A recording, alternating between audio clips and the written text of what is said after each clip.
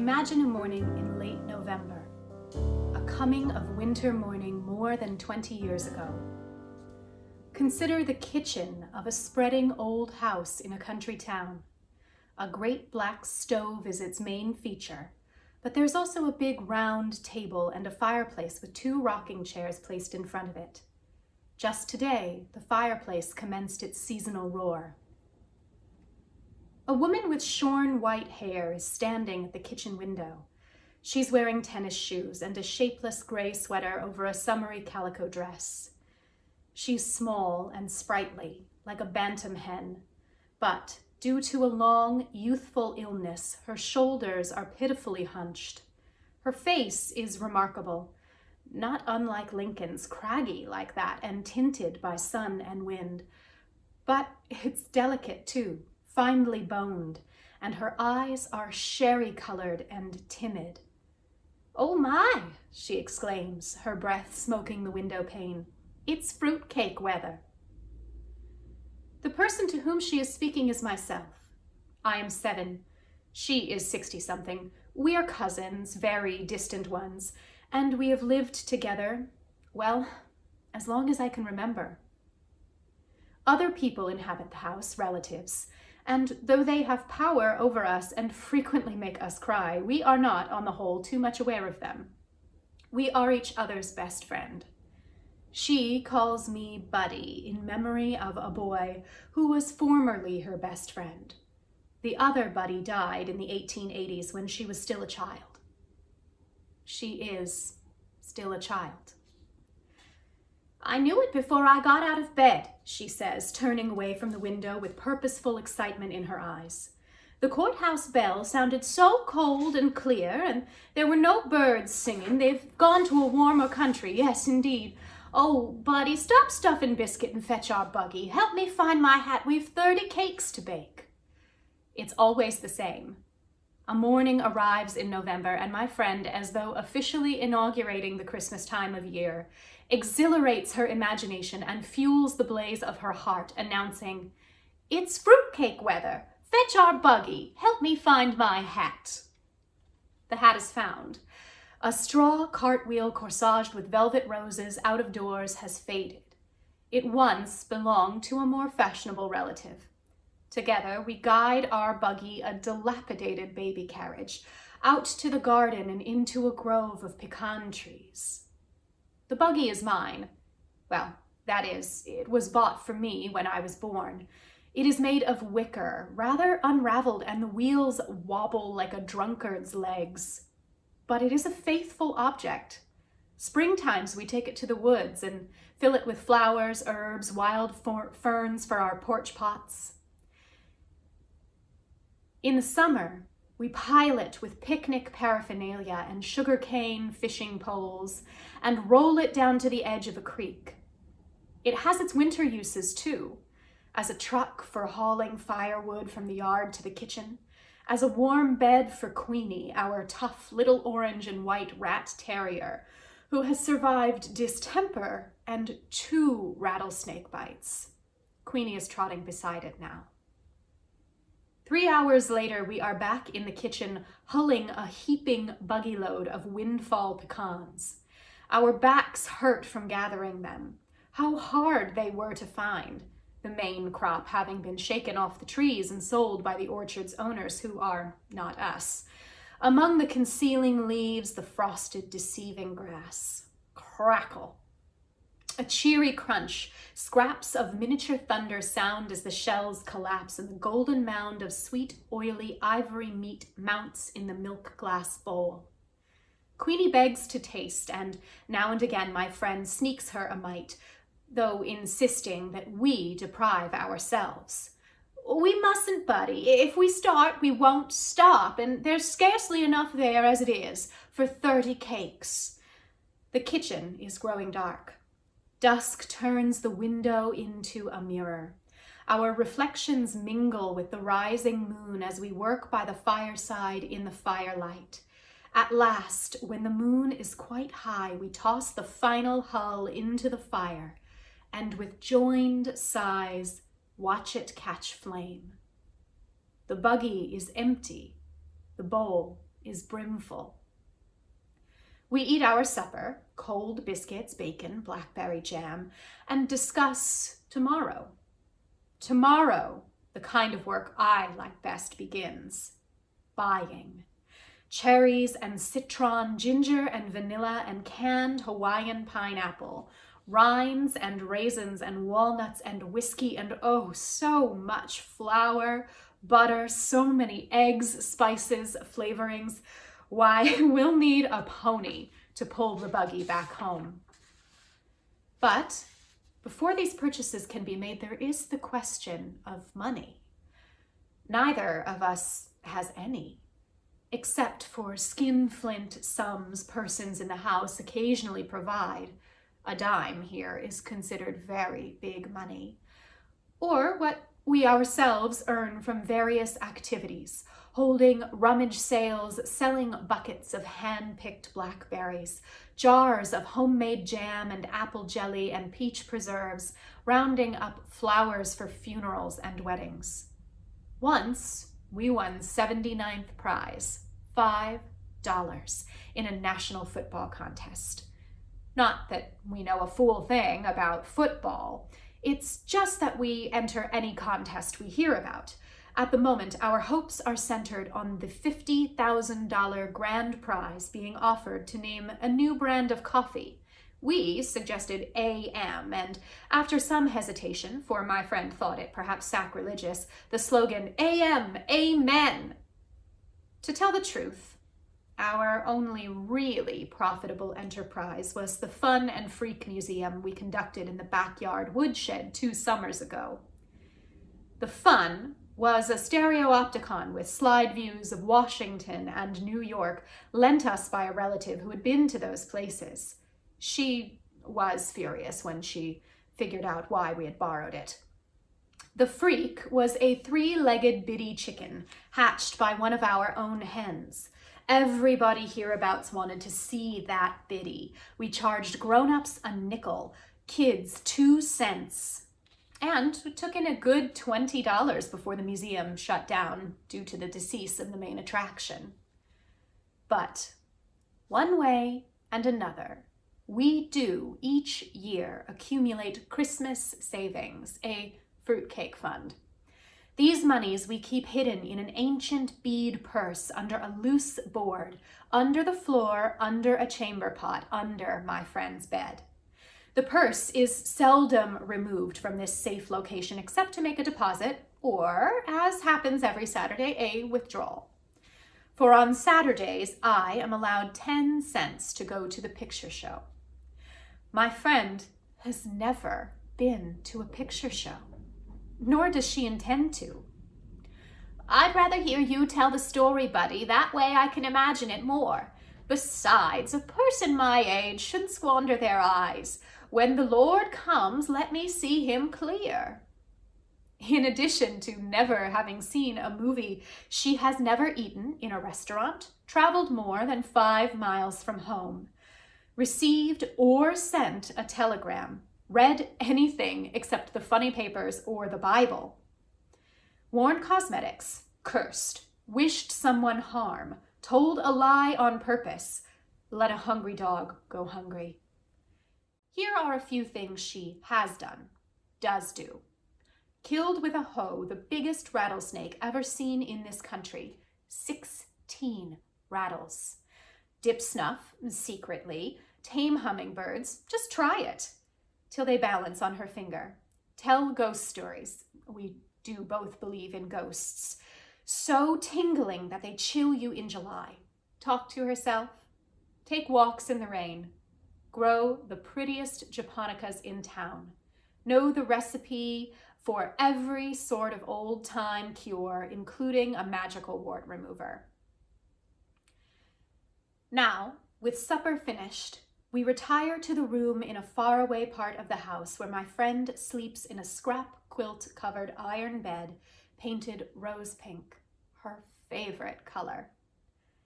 Silently, wallowing in the pleasures of conspiracy, we take the bead purse from its secret place and spill its contents on the scrap quilt. Dollar bills tightly rolled and green as May buds, somber 50-cent pieces heavy enough to weight a dead man's eyes, lovely dimes, the liveliest coin, the one that really jingles.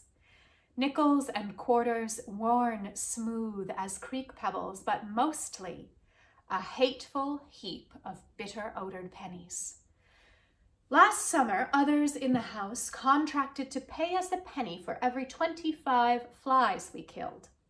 Oh, the carnage of August, the flies that flew to heaven. Yet it was not work in which we took pride. And as we sit counting pennies, it is as though we are back tabulating dead flies. Neither of us has a head for figures. We count slowly, lose track, start again. According to her calculations, we have $12.73. According to mine, exactly 13. I do hope you're wrong, Buddy. We can't mess with 13. The cakes will fall. Or put somebody in the cemetery. Why, I wouldn't dream of getting out of bed on the 13th. This is true. She always spends 13ths in bed. So, to be on the safe side, we subtract a penny and toss it out the window. Of the ingredients that go into our fruitcakes, whiskey is the most expensive, as well as the hardest to obtain. State laws forbid its sale. But everybody knows you can buy a bottle from Mr. Ha Ha Jones.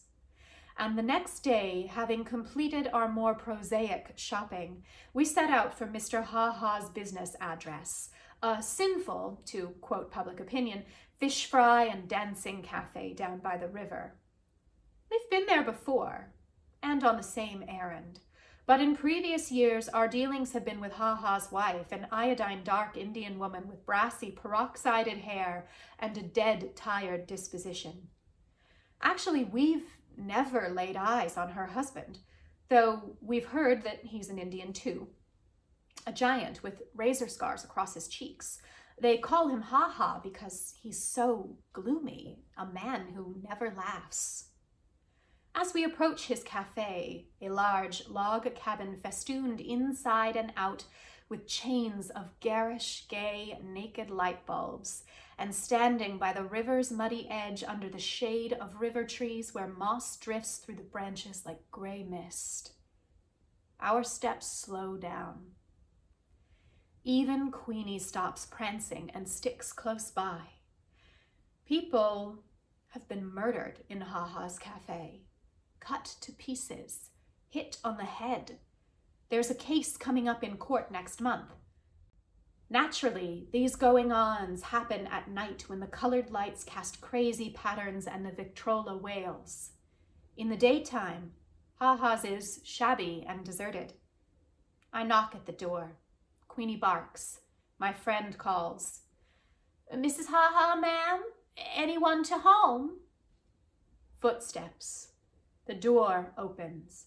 Our hearts overturn. It is Mr. Ha Ha Jones himself, and he is a giant. He does have scars. He doesn't smile. No. He glowers at us through Satan-tilted eyes and demands to know, what do you want with Ha Ha? For a moment, we are too paralyzed to tell. Presently, my friend half finds her voice, a whispery voice at best. If you please, Mr. Ha Ha, we'd like a quart of your finest whiskey. His eyes tilt more. Would you believe it? Ha Ha is smiling, laughing too. Which one of you is a drinking man? It's for making fruitcakes, Mr. Ha Ha, for cooking. This sobers him. He frowns. That's no way to waste good whiskey. Nevertheless, he retreats into the shadowed cafe and seconds later appears carrying a bottle of daisy yellow unlabeled liquor. He demonstrates its sparkle in the sunlight and says, $2. We pay him with nickels and dimes and pennies. Suddenly, as he jangles the coins in his hand like a fistful of dice, his face softens. Tell you what, he proposes, pouring the money back into our bead purse. Just send me one of those fruitcakes instead. Well, my friend remarks on our way home, there's a lovely man. We'll put an extra cup of raisins in his cake. The black stove, stoked with coal and firewood, glows like a lighted pumpkin. Egg beaters whirl, spoons spin round in bowls of butter and sugar. Vanilla sweetens the air, ginger spices it. Melting, nose-tingling odors saturate the kitchen, suffuse the house, drift out to the world on puffs of chimney smoke. In 4 days, our work is done. 31 cakes, dampened with whiskey, bask on windowsills and shelves. Who are they for? Friends. Not necessarily neighbor friends. Indeed, the larger share is intended for persons we've met maybe once, perhaps not at all. People who've struck our fancy, like President Roosevelt, like the Reverend and Mrs. J.C. Lucy, the Baptist missionaries to Borneo who lectured here last winter, or the little knife grinder who comes through town twice a year, or Abner Packer, the driver of the 6 o'clock bus from Mobile who exchanges waves with us every day as he passes in a dust cloud whoosh. Or the young Winstons, a California couple whose car one afternoon broke down outside the house and who spent a pleasant hour chatting with us on the porch. Young Mr. Winston snapped our picture, the only one we've ever had taken. Is it because my friend is shy with everyone except strangers that these strangers, the merest acquaintances, seem to us our truest friends? I think yes.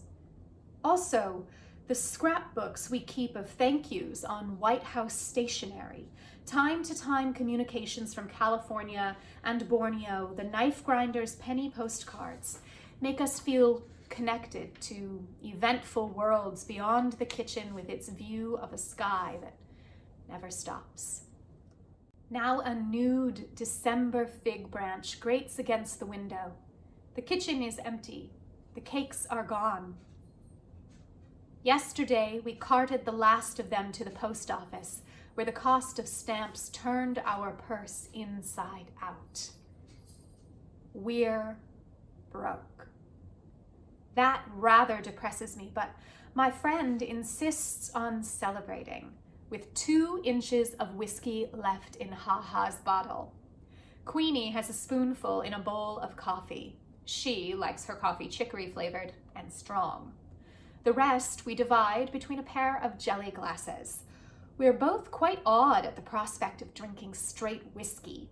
The taste of it brings screwed up expressions and sour shudders. By and by, we begin to sing, the 2 of us singing different songs simultaneously. I don't know the words to mine, just come on along to the Darktown Strutters Ball. But I can dance. That's what I mean to be, a tap dancer in the movies. My dancing shadow rollicks on the walls. Our voices rock the chinaware. We giggle as if unseen hands were tickling us. Queenie rolls on her back. Her paws plow the air. Something like a grin stretches her black lips. Inside myself, I feel warm and sparky as those crumbling logs, carefree as the wind in the chimney. My friend waltzes around the stove, the hem of her poor calico skirt pinched between her fingers as though it were a party dress. Show me the way to go home, she sings, her tennis shoes squeaking on the floor. Show me the way to go home. Enter 2 relatives, very angry, potent with eyes that scold, tongues that scald.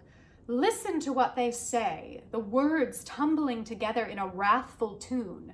A child of 7, whiskey on his breath. Are you out of your mind? Feeding a child of 7 must be a loony. Oh, the road to ruination. You remember Cousin Kate? Uncle Charlie's brother-in-law. Shame, scandal, humiliation. Kneel, pray, beg the Lord. Queenie sneaks under the stove. My friend gazes at her shoes. Her chin quivers. She lifts her skirt and blows her nose and runs to her room. Long after the town has gone to sleep and the house is silent except for the chiming of clocks and the sputter of fading fires, she is weeping into a pillow already as wet as a widow's handkerchief. Don't cry, I say, sitting at the bottom of her bed and shivering despite my flannel nightgown that smells of last winter's cough syrup. Don't cry, I beg, teasing her toes, tickling her feet. You're too old for that. It's because, she hiccups, I am too old and funny. Not funny, fun, more fun than anybody. Listen, if you don't stop crying, you'll be so tired tomorrow we can't go cut a tree. She straightens up. Queenie jumps on the bed, where Queenie is not allowed to lick her cheeks. I know where we'll find real pretty trees, buddy, and holly too, with berries as big as your eyes. It's way off in the woods, farther than we've ever been. Papa used to bring us Christmas trees from there, carry them on his shoulder. That's 50 years ago. Well, now, I can't wait for morning. Morning. Frozen rime lusters the grass, the sun round as an orange and orange as hot weather moons, balances on the horizon, burnishes the silvered winter woods. A wild turkey calls. A renegade hog grunts in the undergrowth. Soon, by the edge of knee-deep, rapid-running water, we have to abandon the buggy. Queenie wades the stream first, paddles across barking complaints at the swiftness of the current, the pneumonia-making coldness of it. We follow, holding our shoes and equipment, a hatchet, a burlap sack, above our heads. A mile more of chastising thorns, burrs, and briars that catch at our clothes, of rusty pine needles brilliant with gaudy fungus and molted feathers. Here, there, a flash, a flutter, an ecstasy of shrillings remind us that not all the birds have flown south. Always the path unwinds through lemony sun pools and pitch-black vine tunnels, another creek to cross. A disturbed armada of speckled trout froths the water around us, and frogs the size of plates practice belly flops. Beaver workmen are building a dam. On the farther shore, Queenie shakes herself and trembles. My friend shivers too, not with cold, but with enthusiasm. One of her hat's ragged roses sheds a petal as she lifts her head and inhales the pine-heavy air. We're almost there. Can you smell it, buddy? She says, as though we are approaching an ocean. And indeed, it is a kind of ocean. Scented acres of holiday trees, prickly leafed holly, red berries shiny as Chinese bells, black crows swoop upon them screaming. Having stuffed our burlap sacks with enough greenery and crimson to garland a dozen windows, we set about choosing a tree. It should be, muses my friend, twice as tall as a boy. So a boy can't steal the star. The one we pick is twice as tall as me. A brave, handsome brute that survives 30 hatchet strokes before it keels with a creaking, rending cry. Lugging it like a kill, we commence the long trek out. Every few yards we abandon the struggle, sit down and pant. But we have the strength of triumphant huntsmen. That and the tree's virile, icy perfume revive us, goad us on. Many compliments accompany our sunset return along the clay road to town. But my friend is sly and non-committal when passers-by praise the treasure perched in our buggy. What a fine tree! Where did it come from? Yonder ways, she murmurs vaguely. Once a car stops and the rich mill owner's lazy wife leans out and whines, "I'll give you 2 bits cash for that old tree." Ordinarily, my friend is afraid of saying no. But on this occasion, she promptly shakes her head. "We wouldn't take $1. The mill owner's wife persists. "$1 my foot, 50 cents, that's my last offer. Goodness, woman, you can get another one." In answer, my friend gently reflects. I doubt it. There's never 2 of anything. Home. Queenie slumps by the fire and sleeps till tomorrow, snoring loud as a human. A trunk in the attic contains a shoebox of ermine tails off the opera cape of a curious lady who once rented a room in the house, coils of frazzled tinsel gone gold with age, 1 silver star, a brief rope of dilapidated, undoubtedly dangerous candy-like light bulbs. Excellent decorations as far as they go, which isn't far enough. My friend wants our tree to blaze like a Baptist window, droop with the weighty snows of ornament. But we can't afford the made-in-Japan splendors at the 5 and dime. So we do what we've always done. Sit for days at the kitchen table with scissors and crayons and stacks of colored paper. I make sketches and my friend cuts them out. Lots of cats, fish too, because they're easy to draw.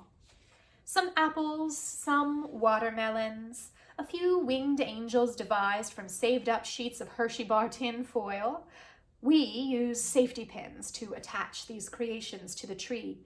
As a final touch, we sprinkle the branches with shredded cotton picked in August, just for this purpose. My friend, surveying the effect, clasps her hands together. "Now, honest, buddy, doesn't it look good enough to eat?" Queenie tries to eat an angel. After weaving and ribboning holly wreaths for all the front windows, our next project is the fashioning of family gifts. Tie-dye scarves for the ladies. For the men, a home-brewed lemon and licorice aspirin syrup to be taken at the first symptoms of a cold and after hunting.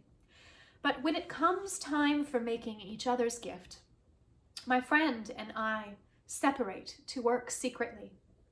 I would like to buy her a pearl-handled knife, a radio, a whole pound of chocolate-covered cherries. We tasted some once, and she always swears, "I could live on them, buddy. Lord, yes, I could, and that is not taking his name in vain." Instead, I am building her a kite. She would like to give me a bicycle. She has said so on several million occasions. "If only I could, buddy. It's bad enough in life to do something you want, but confound it, what gets my goat is not being able to give somebody something you want them to have. Only one of these days I will, buddy. Locate you a bike. Don't ask how. Steal it. Maybe." Instead, I'm fairly certain that she is building me a kite. The same as last year and the year before. The year before that, we exchanged slingshots. All of which is fine by me, for we are champion kite flyers who study the wind like sailors. My friend, more accomplished than I, can get a kite aloft when there isn't enough breeze to carry clouds. Christmas Eve afternoon, we scrape together a nickel and go to the butcher's to buy Queenie's traditional gift, a good gnawable beef bone.